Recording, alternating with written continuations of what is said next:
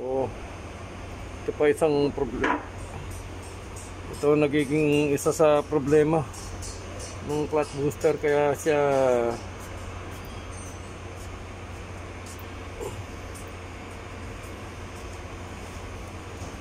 nagkakaproblema, nagmamanual. Automatic transmission po ito eh.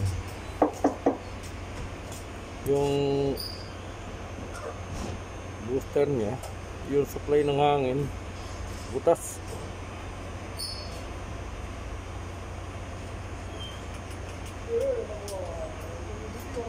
Oh. Kaya pag tumatakbo siya, nagmamanual.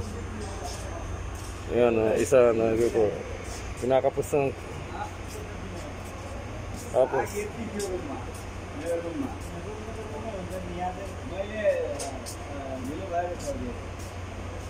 Actros Mercedes-Benz automatic transmission, gear problem.